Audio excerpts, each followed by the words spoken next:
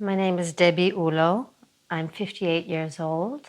I've living in Israel now for 30 years, married with 3 children, adult children. I'm an artist and also chairperson for the Art Foundation for MidBurn. That's what I do in my day-to-day life. I like to travel and make art.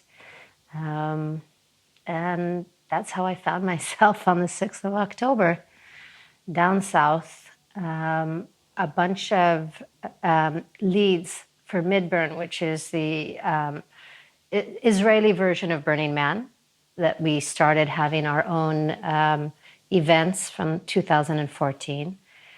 So we were getting ready for having our MidBurn event, which was supposed to take place on the 6th of November, a month from that date. And we all went down there in order to see the land and to get to know each other better, because we were about to embark on a journey for a whole month of building our city. A month later, there was supposed to be 9,000 people down there. Yeah.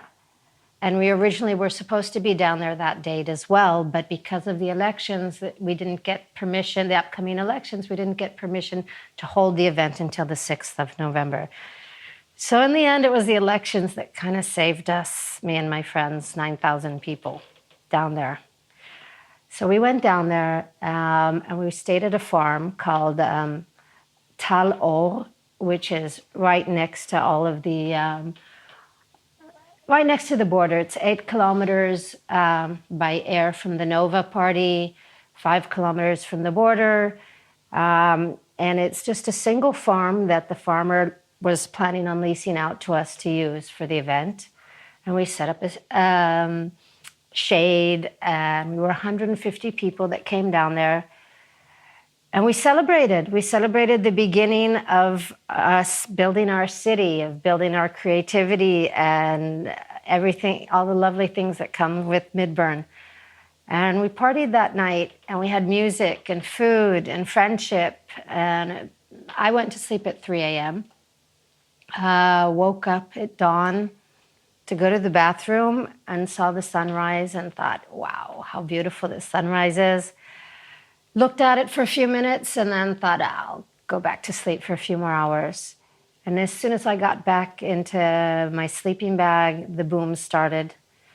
I got out, started looking around. We all started coming out of our tents. And what could I say in the beginning? It was beautiful. We saw all these rockets coming and the Kippat Barzel coming and shooting it, and it was all like fireworks. And I remember just standing there thinking, oh, wow, this is what it looks like so close. I'm standing right underneath them, and I'm watching them almost like the 4th of July. It's really surrealistic. And of course, like everybody that I've been hearing, we all said, okay, it'll go and it'll pass, and then we'll figure out whether we leave here or we don't, what's happening. You know, none of us thought that it would turn into the horrific massacre, Black Sabbath, that it did. But after a while, we realized that this is not stopping. This is not something usual that we've somehow come to expect as normal, that this is not normal. And it was around 7:15 that it was decided we need to get out of here. There's bombs going everywhere. They're falling in the fields. This is not necessarily a safe place.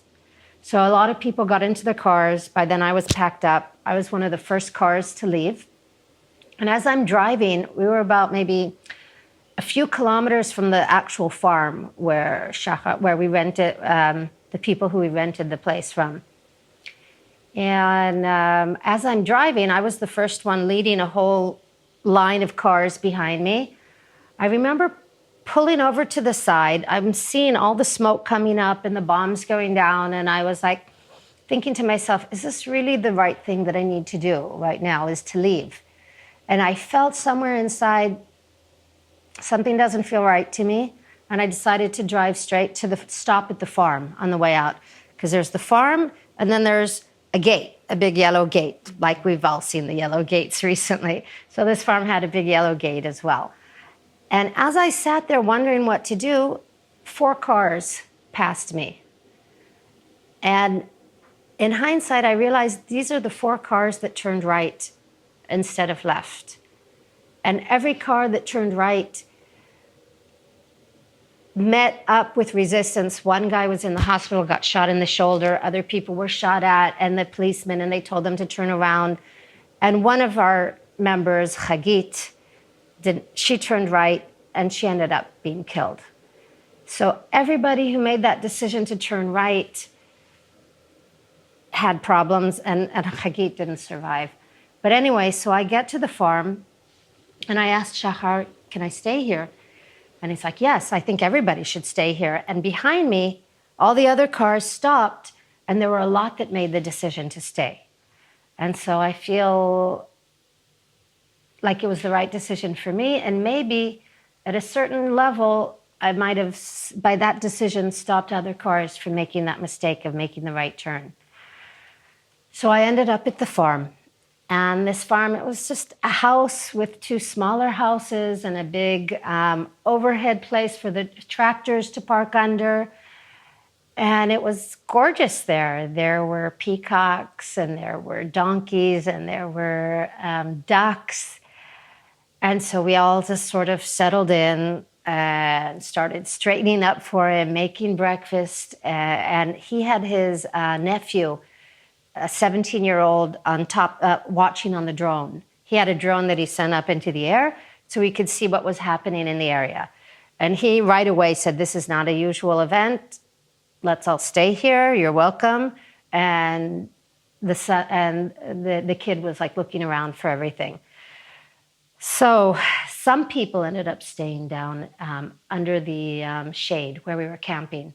Some people left at 7:30 in the morning. Those that turned right smack into all of the terrorists shooting at them. Those that turned left, luckily, they all got away. And so we are half of us hanging out under the shade and half at the farm. And about 9:40, now we're starting to see the news, and we're hearing the news is coming in, and we're realizing, and we're hearing the shouts. You can hear it. We didn't need to listen to the news. I could just see it. Because all around there's shooting, there's and there's bombing in the fields next to us, like between us and where the people were camping. I remember seeing one bomb fall right there. So we're all sort of nervous, waiting around to see what's going to be happening. And suddenly the nephew runs in and he says, armored jeep, a jeep is coming in. It went around the gate, like it broke through on the side, and they're armored. And we didn't know who it was. We didn't know. We just know there's armored people, a jeep coming in with people with guns. And we all ran and hid. I hid under the bushes. I found a place. And the strangest thing was that I was so calm the entire time. And even when he came and said, there's a jeep coming towards us with people armed, I knew ahead of time that this is what I was going to do. I was going to go hide. I went and I hid. And I literally was like, my heartbeat never raised. I was freakishly calm. We even spoke about it afterwards as a group, like, how can I be so calm in this situation? But some sort of like cloud of calmness went over me. And at that point, that was 9:40 in the morning. And I sat there, meditated. Another girl rode by and another friend of mine hid in the garbage cans. Everybody dispersed. And I'm sitting there in the bushes calmly, and I see 3 men with their automatic rifles pointing like this in a threesome formation going around. And I thought immediately that they're ours, soldiers. But I wasn't sure. So I said, I'm just going to stay here. And I just sat there until someone on the messages said, okay, it's okay, they're gone. And it did turn out, I only knew a week later that they were our soldiers, because they came in, they went around. This is 9:40 in the morning before we even heard that anybody was down there. They came in, they looked around, they lifted up the lid of a trash can where my friend was hiding, and my friend went like this. And they didn't say a word and left. It was like really, really bizarre. But okay, we're like, all right, our guys are here. This is good. And then everybody from the field started joining us. And they joined us with people from the Nova Party who had ran towards us. They had seen the people were running to Patish from the Nova Party. They saw where we were and our cars, and one group of them, led by this guy Moti, amazing guy. He led a group of people. He said, these people will help us. They have cars. We're going to go to them. And they started running towards the cars. People, our friends got in the cars and drove to them, picked them up, brought them all to the farm. So now we were like over 100 people at the farm, and it was getting very busy. And we were all worried that this is too many people. So there was a decision of some people to leave. A group of cars left. We started keeping track and a WhatsApp group. Which way are you going? Is it clear? Isn't it? What are you seeing? These people went to Tzilim. These people went to Mitzpe Rimot, to Rimon. Everybody, we were already organized. By this time, who's here, who's not here, we started making lists. And so a group left then, and luckily everybody who left that way, turning left again, not right, got out. Again, I decided I'm waiting. I'm going to wait for our soldiers to come and to clear us out of there and to lead us out to safety. And that didn't happen. They said they were coming, but I guess they got distracted, whatever. And the sun was starting to come down. And I'm like, for sure, I am not staying here at night. But before then, the oddest thing was, like, once everybody left at noontime, I suddenly had got very tired, and I'm like, I'm going to be here for a while. And I went into one of the rooms, covered myself with a blanket, and I went to sleep. And all around me, there's people there's the sound of shooting and of bombs and everything, and I just fell asleep. But I think I needed that, because I knew I needed my strength to get out of there in the evening. And at 4 o'clock, I decided I'd have enough. It's time to get out. And me and a few other cars, I was driving alone. We took a left. We went out of the gate, took a left. Everybody else was just clearing up, waiting for a few other people to come. Nobody was going to stay there that night. Nobody wanted to stay. Made a left. I'm driving. I see cars on the side of the road open. The trunks open, the doors open, wide open. I'm like, it was before I even knew everything that was happening. What's happening? I didn't understand. Like, why would they just leave their car open that way? Just deserted. And there were rockets on the side of the road and on the road that had exploded. And I get to the first gas station and I see that our army is there with tanks and jeeps. And I'm like, okay, I'm going to ask them the best way to go, because we had planned a way according to the news, but news is news. So I pull in, and right in front of me, they have all the captured terrorists, some of them, like about 10, 15. They're leading them in front of my car with their hands behind their back, and they're laying them down on the asphalt. They have them down to the underwear to make sure that they weren't carrying any explosives. And I think that was the first time that I started freaking out. When up until then I'm calm, I'm in a safe place. For some reason, I felt like I was in a safe place. Hindsight, we know from collecting everyone's stories that the terrorists were around us 360. They were at that same gas station earlier that day. They were by the gate to the farm. They were on the other side of the farm. They were basically all around us, but somehow I felt like I was in a bubble. I was in a bubble with beautiful peacocks and ducks and donkeys. And this is what I took from there to remind me that I'm in the eye of the storm, one of the peacock feathers that I found that day. So I started freaking out anyway when I'm at the gas station and I see real live terrorists being captured by our soldiers and everybody in action. One of the officers comes up and asks me, "Where are you going?" And I'm saying, "Tzilim." It's like, "No, where do you need to get to by the end of the day?" I'm like, "I need to get to Yehud." It's like, "Okay, take a left here and go straight." I'm like, "But that's right by Ofakim. And I'm hearing on the news what's happening in Ofakim of hostages and people being killed." He's like, "The main road's okay. This is the way you go." And at that point, I just listened to him and I went straight back home, got home at sunset, enough time to hug the kids, tell them the story, what happened. And then we all went to the bomb shelter because at 8 p.m. started all of the bombs. But by then, I was already here. What do you make out of it? There's a piece of art that this woman made, Margarita Luz, that I just purchased. She made it since the 7th of October. She has a calendar. And on the calendar, it says October, and it has the 1st, 2nd, 3rd, 4th, 5th, 6th, 7th. And after the 7th, every other day is the 7th of October. And that's one of the pieces. I purchased it from her, and it just grabbed me in the middle of my stomach. Yeah, it's hard to get past that day, especially, like that day I was fine. I was strong, I was calm.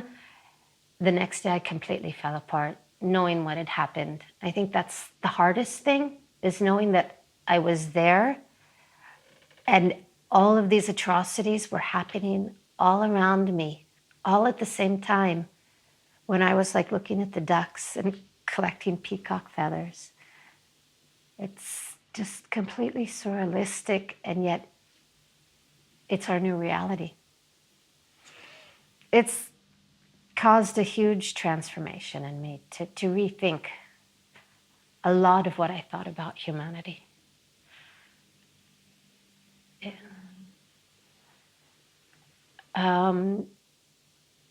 It's realizing that it's not only, if only we do this, then people will act this way. That, yeah, there's a lot of evil in humanity.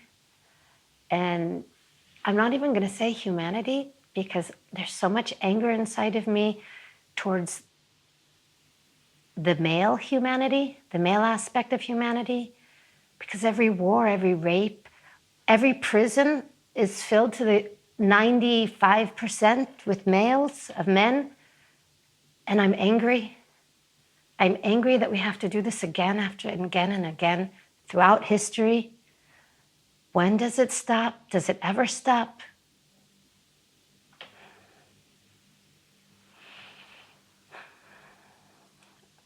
I really try not to go to the past, because the past, it's always, what if I turned right? What if I turned left? What if I left earlier?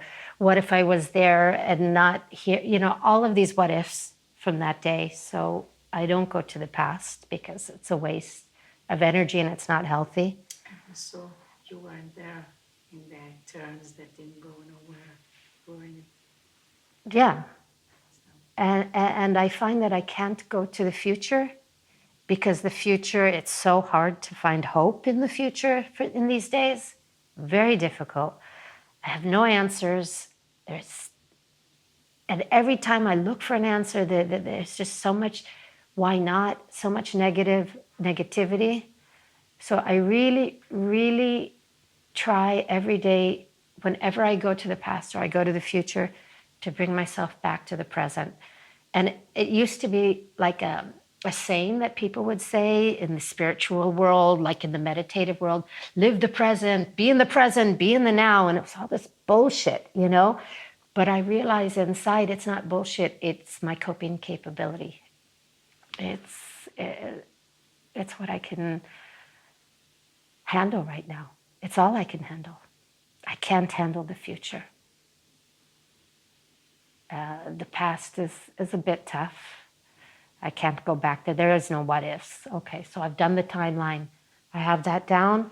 No more what ifs. So now, and now I'm here. My kids are here. Thank God. Thank God I'm alive, and my kids are alive, and my family.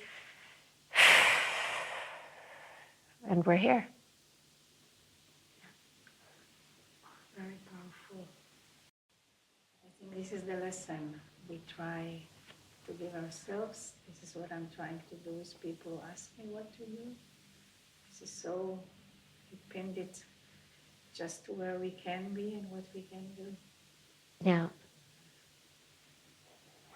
most of the issues are not ours to decide upon. So Yeah. just They're just too large and too many factors going on, too many variables.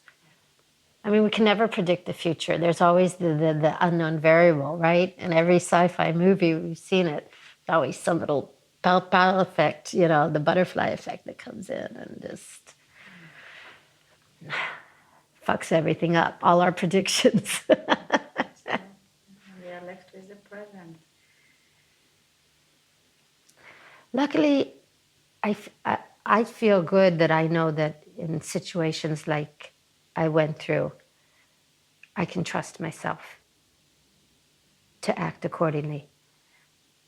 And that's a strong thing. That's a strong thing that I hold on to. Yeah. I can trust Debi whenever she'll be in that situation. She'll be fine. She'll do the best she can do. And she will lead some people with her. Yeah. If I can, I'll take people with me.